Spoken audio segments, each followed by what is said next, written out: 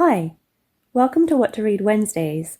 My name is Amy, and today we're talking about one of my favorite authors, Sarah Addison Allen. She's an American author that writes romance and magical realism. Sarah was born and raised in the heart of the Blue Ridge Mountains. In college, she majored in literature because, as she puts it, I thought it was amazing that I would get a diploma just for reading fiction. It was like being able to major in eating chocolate. Her first big break was the novel Garden Spells in 2007. Sarah took a hiatus from writing after being diagnosed with late-stage breast cancer. She returned to writing in 2014 with her book Lost Lake. She is now in remission. Other Birds, Sarah's long-awaited seventh novel, will be released in September 2022. Garden Spells takes place in Bascom, North Carolina, and is a modern-day fairy tale that revolves around an apple tree and the women who tend it. I loved this book the moment I picked it up. The Waverly family is known for being very curious. Each person is endowed with special gifts, and even the garden has a reputation. The main character, Claire Waverly, is a caterer and cooks dishes made with plants from her magical garden that do certain things for certain people. A quote from page 10 to 11 reads, "All the locals knew that dishes made from flowers that grew around the apple tree in the Waverly garden could affect the eater in curious ways. For example, nasturtiums aid in keeping secrets. Snapdragons discourage the attentions of amorous neighbors. Claire's rebellious sister Sydney suddenly returns to Bascom with a young daughter and secrets of her own, turning everything upside down. They both must deal with their past and the common legacy they share before they can feel like sisters again.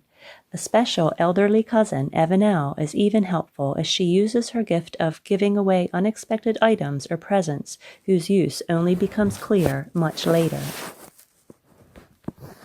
The magic continues in The Sugar Queen. Josie Sereni's favorite season is winter. She's a sorry excuse for a southern belle, and sweets are best eaten in the privacy of her closet. She's been put down by her overbearing mother all her life, but that is about to change. Josie befriends Chloe, and life starts to take on new meaning, and yes, she has an old-school friend/local waitress living in her closet. Della Lee Baker promises she won't be there long, but needs to work some things out first. One of which is helping Josie meet and fall in love with her mailman Adam. Chloe has lost the love of her life, but maybe her magical ability will help her. Books seem to appear out of nowhere, wherever she is, with helpful titles apropos of her situation.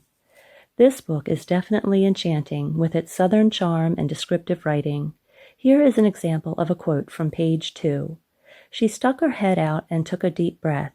If she could eat the cold air, she would. She thought cold snaps were like cookies, like ginger snaps. In her mind, they were made with white chocolate chunks and had a cool, brittle vanilla frosting. They melted like snow in her mouth, turning creamy and warm." All of Sarah Addison Allen's books are my favorite, but I especially liked The Girl Who Chased the Moon. This story takes place in the town of Mullaby, North Carolina. Emily Benedict goes back to the town where her mother grew up to find out who her mother really was. After her death, she expects everyone to have loved her as Emily did, but she finds out her mom was an awful person. Emily must make amends with the past and forge a new future. Along the way, she meets her grandfather, Vance Shelby, and stays with him in the room where her mother lived. Vance is 8 foot tall, and her mother's old room has magic wallpaper that changes based on the occupant's mood. She also meets Julia, an old enemy of her mother's.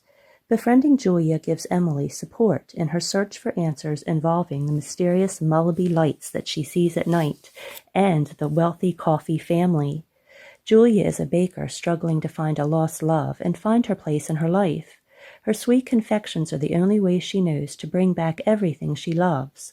Will they be able to see the sparkling sugar crystals in the air that lead right to her heart? The Girl Who Chased the Moon is a book about a lovable town of misfits where the unexpected fits right in.